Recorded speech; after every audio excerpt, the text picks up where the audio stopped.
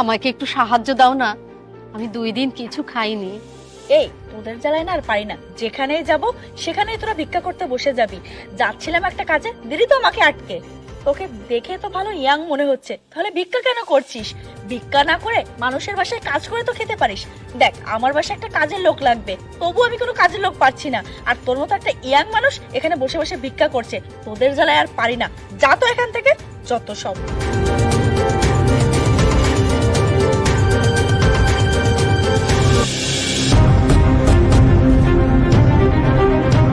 বাবা, আমাকে একটু সাহায্য করো না, 3 দিন কিছু খাইনি। আরে কোথা থেকে যে আসেন আপনারা? আপনাদের জন্য রাস্তাঘাটেও চলার কায়দা নেই। সরুন।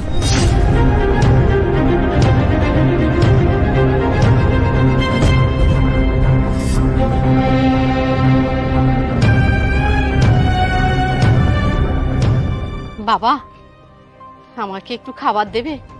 আমি 2-3 দিন না খেয়ে আছি।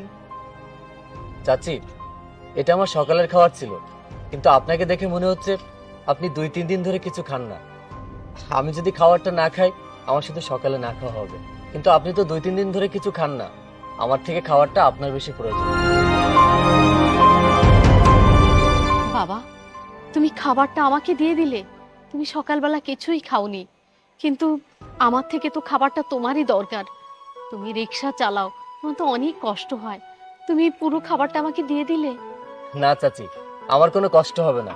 আমি তো শুধুমাত্র একবেলা না খেয়ে আছি, পরের বেলা আমি আবার ঠিকই খেয়ে নেব। তো আমার চোখের সামনে একটা মানুষ 2 থেকে 3 দিন না খেয়ে আছে, আমার থেকে খাবারটা আপনার বেশিই প্রয়োজন। এর থেকে ভালো আপনি খাবারটা খেয়ে নেন। বাবা, তোমার মতো পরোপকারী মানুষকে আল্লাহ খুব পছন্দ করেন।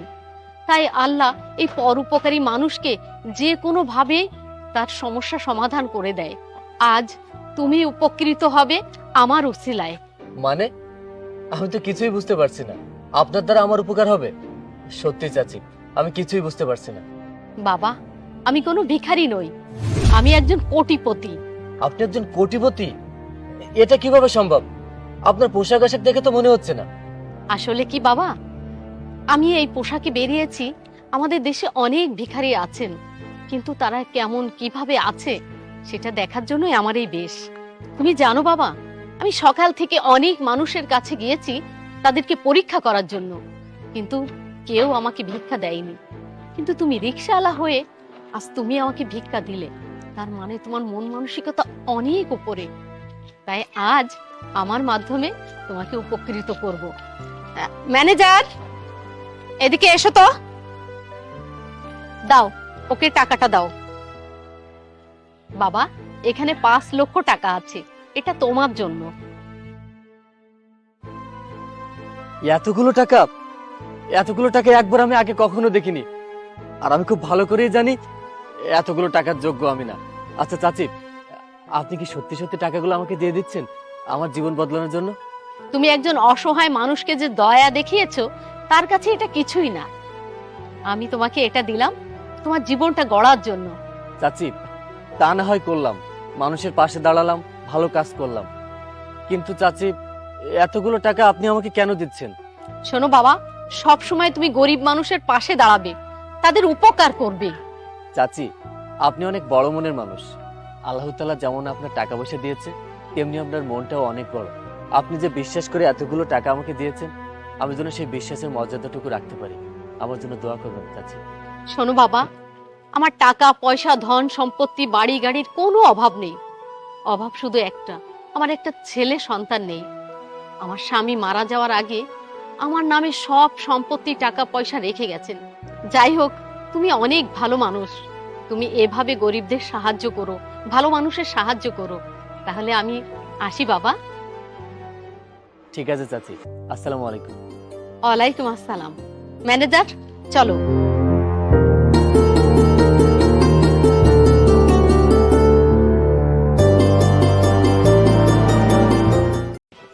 বাবা, আমাদের কয়টা ভিক্ষা দেবে? এই নিন চাচি, আমাদের জন্য একটু দোয়া করবেন, আজ বাদে কাল আমরা বিয়ে করছি। আচ্ছা বাবা, আমি দোয়া করে দেব। বউটা মনে হয় দেখতে খুব সুন্দর হবে বাবা। দেখি মা, তোমার মুখটা দেখি। এ কি শ্রুতি, তুই? আরে শ্রুতি মানে? আরে তুমি বুঝতে পারছো না, এসব ভিক্ষুকদের না এসব ধান্দা, ওরা কোথা থেকে হয়তো আমার নাম জেনে এসেছে, জেনে এসে এখন আমাকে মেয়ে দাবি করবে। মেয়ে দাবি করলে তুমি ওকে 100 টাকা দিয়েছো না, দেখবে ও আরো টাকা দাবি করবে। কিন্তু উনি তোমার নাম জানলো কিভাবে শ্রুতি? আরে নাম জানতে পারে না, এটা কোনো বিষয় নাকি? হয়তো কার কাছ থেকে শুনেছে। এই আপনি এখন এখানে কেন দাঁড়িয়ে আছেন? এখান থেকে যান, যান বলছি। কি রে মা, তুই আমাকে চিনতে পারছিস না? আর চিনতে পারবি কি করে? আমি রাস্তা রাস্তায় ভিক্ষা করে যে টাকা পাই তা দিয়ে আমি তোকে লেখাপড়া শিখাই, আর আজ তুই আমাকে চিনতে পারছিস না? তোর লেখাপড়ার অসুবিধা হবে বলে আমি মানুষের বাড়িতে বাড়িতে গিয়ে ভিক্ষা করে এনে এই টাকা দিয়ে আমি তোকে লেখাপড়া শিখাচ্ছি। তোর বাবা মরে যাওয়ার পর থেকে আমি তোকে কোনোদিন বুঝতে দেইনি যে তোর বাবা নেই। আমি এত কষ্ট করেও আমি তোকে লেখাপড়া শেখাচ্ছি, তুই আমাকে চিনতে পারছিস না? শ্রুতি এসব উনি কি বলছে? ইয়ে মানে কি? আরে আরিফ, আমি তোমাকে তো বললাম আমি ওনাকে চিনি না। ভিক্ষা করে কোথা থেকে আমার নাম জেনে এসেছে, এখন এখানে এসে ঝামেলা করছে। এই আপনি কি এখান থেকে যাবেন নাকি আপনাকে ঘাড় ধাক্কা দিয়ে বের করে দিতে হবে? আরে শ্রুতি, তুই কেমন আছিস দোস্ত? ভালো আছিস তো? হ্যাঁ আমি ভালো আছি। কি ব্যাপার, আমাদের বাসায় হঠাৎ করে আর কোনো কিছু না জানিয়ে চলে আসলি যে? আমি নিয়ে আসছিলাম বাবার সাথে কিছু কথা বলার জন্য। আরে আন্টি, আপনি? কি রে শ্রুতি, তুই আন্টিকেও সাথে করে নিয়ে এসেছিস? খুব ভালো হয়েছে, বাসায় যা, মায়ের সাথে দেখা করে তারপরে কিন্তু যাবি। আন্টি মানে? ঠিক বুঝলাম না বোন। হ্যাঁ ভাইয়া, ইনিই তো শ্রুতির আম্মু। আগে মাঝে মাঝে কলেজে আসতেন আমাদের সঙ্গে দেখা করার জন্য। শ্রুতি, আমার বোন যেটা বলছে সেটা কি সত্য? ইয়ে মানে কি? আমি জিজ্ঞাসা করছি আমার বোন যেটা বলছে সেটা সত্য কিনা। হ্যাঁ, উনি আমার মা। জানতাম, আমি এটাই ভাবছিলাম। অনেকক্ষণ ধরে আমার মাথার ভিতরে একটা খটকা দিচ্ছিল যে এই মানুষটা এত কিছু জানলো কিভাবে, তোমার নামটাই বা কিভাবে জানলো। আমার ভাবতেই অবাক লাগছে যে এই মানুষটা তোমাকে জন্ম দিয়েছে, এই পৃথিবীর আলো দেখিয়েছে, তার সাথে তুমি এত বড় খারাপ ব্যবহার করতে পারলে? কিভাবে পারলে তুমি এটা? আর তুমি কি যেন বলছিলে আমাকে যে তোমার ফ্যামিলি লন্ডনে থাকে আর তুমি এখানে পড়াশোনা করার জন্য এসেছো। তুমি আমাকে এটাও বলেছিলে যে আমার বাবার সাথে তোমার আর আমার বিয়ের কথা ফাইনাল হলে তুমি তোমার ফ্যামিলিকে জানাবে। আমার সাথে মিথ্যা কেন বললে? ও, বলবেই তো, কারণ তুমি তো একজন ভিখারির মেয়ে। তুমি হয়তো এটা ভেবেছিলে যে আমি যদি জানতে পারি যে তোমার মা একজন ভিখারি তাহলে হয়তো তোমাকে আমি রিজেক্ট করে দেবো। তোমার মেন্টালিটি এত নিচ। আর আমি তো তোমাকে মন থেকে ভালোবেসেছিলাম, আমি তো তোমার ফ্যামিলি ব্যাকগ্রাউন্ড থেকে তোমাকে ভালোবাসিনি। আরে এই যে দামি দামি পোশাক পরছো, এই মানুষটার ভিক্ষার টাকা দিয়ে পড়ছো, আর তুমি কিনা সেই মানুষটাকে অস্বীকার করছো। এখন তোমার ভাবতেই হবে। আরে ভাববোই বা কি, আমি তো সিদ্ধান্ত নিয়ে ফেলেছি যে তোমার সাথে আমি আর সামনে এগোতে চাই না। আজকে তুমি তোমার গর্ভধারিণী মাকে অস্বীকার করছো। আরে যে মা তোমাকে 10 মাস 10 দিন গর্ভে ধারণ করছে সেই মাকে তুমি অস্বীকার করছো। আর আমি কোন চাই? আরে আমার থেকে তুমি যদি ভালো কোনো অপশন পাও আমাকেই তো ছেড়ে দিবে। তোমাকে আমি ভালোবেসে অনেক বড় ভুল করেছি। আমার ভাগ্য ভালো যে তোমাকে আমার বউ করে নিয়ে যাওয়ার আগে উপরওয়ালা সব সত্যটা আমার সামনে এনে দিয়েছে, তা না হলে তো আমি অনেক বড় ভুল করতাম। আজকের পর থেকে তুমি কখনো আমার চোখের সামনে আসবে না।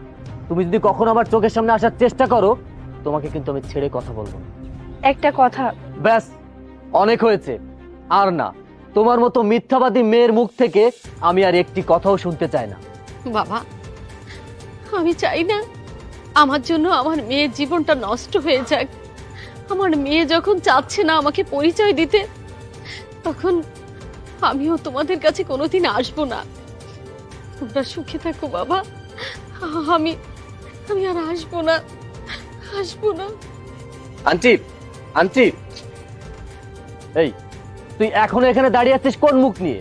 তুই এখান থেকে যাবি না ঘাট ধাক্কা দিয়ে বের করে দেবো। বোন চল। বাবা, আমার একটু রুটি দিবা?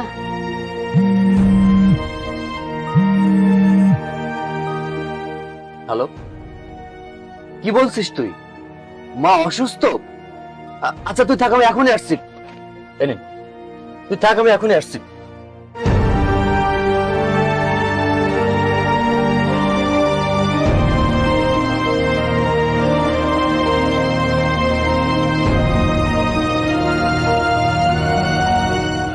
এই ব্যাগটা কার? দেখি তো এর মধ্যে কি আছে।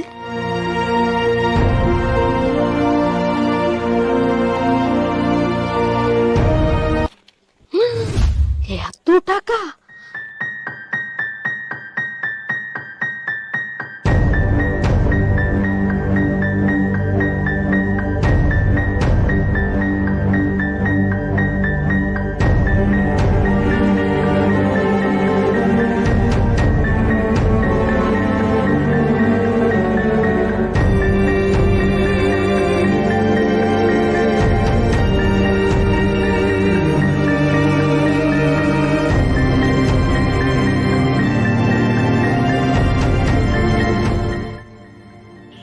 ব্যাগটা তো মনে হয় আমি এখানে রেখেছিলাম, কিন্তু এখানে তো আমি দেখছি না।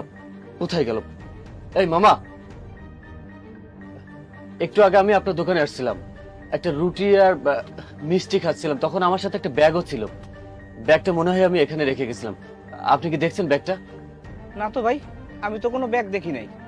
আর তাছাড়া আপনি তো এই কোনায় বসেছিলেন, কত লোকই তো দোকানে আসে, তা কি সবকিছু খোঁজ খবর রাখা যায় মামা? কত কষ্ট করে আমি টাকাগুলো ম্যানেজ করেছিলাম, আমার মায়ের অপারেশনের টাকা। এই টাকাগুলো যদি আমি না পাই, তাহলে তো আমি আমার মায়ের চিকিৎসাই করাতে পারবো না। এখন আমি কি করি?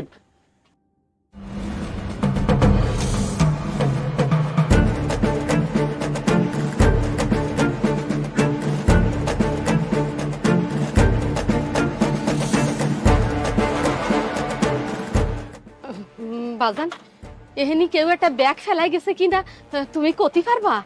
ওহো, একটা লোক আইছিল চাচি, সে নাকি ব্যাগ ফেলাই গেছে, কিন্তু সে তো এইমাত্রই চলে গেছে। বাজান, তাকে বাড়ি কোন জায়গা তুমি কতি পারবা? আর কোন দিকে গেছে? না তো চাচি, ঠিকানা তো ঠিক কইতে পারবো না। আগে পরে লোকটার এই এলাকায় দেখিও নেই, আজকেই মনে হয় প্রথম আইছিল। আচ্ছা, ঠিক আছে।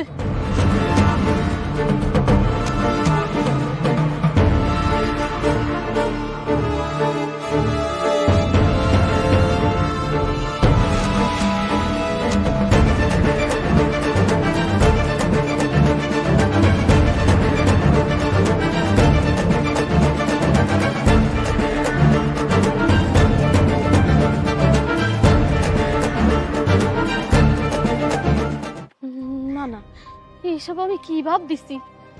এটা তো আমার না, এ তো অন্যের টাহা। যার টাহা সে নিশ্চয়ই খুঁজাখুঁজি এতিছে। না না, এসব ভাবা অন্যায়। পরের আমানত, যার টাহা তারে আমার ফিরেই দিতেই হবে। দেখি যার টাহা তারে খুঁজে পাওয়া যায় কিনা। পরের আমানত আমার তারে খুঁজে দিতেই হবে।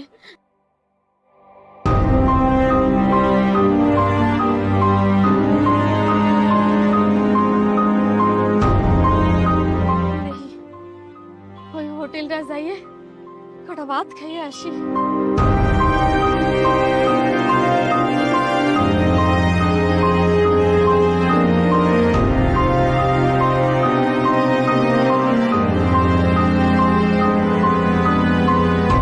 বন্ধে, আমি মনে হয় আর মাকে বাঁচাতে পারবো না।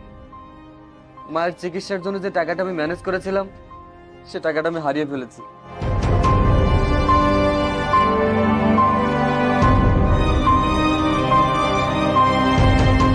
বাবা, আমি তো শুধু ভাত আর একটা জাল চাইছি, আমি তো মাংস চাইনি। এই মাংসর টাকা তো আমি দিতে পারবো না। আচ্ছা, এই মাংসের টাকা তো আপনার দেওয়া লাগবে না, পেছনে যে ছাড় দেখছেন উনি দিয়ে দিবেন। বাবা, বাবা তুমি? বাবা, এই ব্যাগটা কি তোমার? হ্যাঁ, এটা তো আমার ব্যাগ। আপনি জানেন, এই ব্যাগে আমার মায়ের চিকিৎসার জন্য টাকা ছিল। আমি কত জায়গায় খুঁজেছি এই ব্যাগটা, আমি কোথাও পাই নাই। কিন্তু চাচি, আপনি এটা কোথায় পেলেন? তুমি কি ভুলে গেছো? ওই একটা দোকানে তুমি আমার বনরুটি আর মিষ্টি খাতে দিলে, তারপর আমি খাইয়ে দেখি যে পাশেই ব্যাগটা রয়েছে। তখন ভাবলাম এটা তোমার ব্যাগ। তোমার আমি কত জায়গায় খুঁজে বেড়াইছি বাবা। এই নাও বাবা, তোমার ব্যাগ নাও।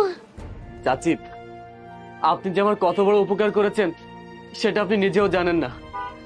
এই ব্যাগে আমার মায়ের চিকিৎসার জন্য টাকা ছিল। আপনাকে আমি কি বলে ধন্যবাদ দিব এই ভাষা আমার জানা নেই চাচি। আপনি যদি ঠিক সময় এই ব্যাগটা আমাকে না ফেরত দিতেন, আমি আমার মায়ের চিকিৎসা করাতে পারতাম না। চাচি, আমি এখন যাই, আমার মায়ের চিকিৎসা করাতে হবে। আল্লাহ, আমি আমার ইমান ঠিক রাখতে পারিছি, আমি পরের আমানত আমি ফিরাই দিছি।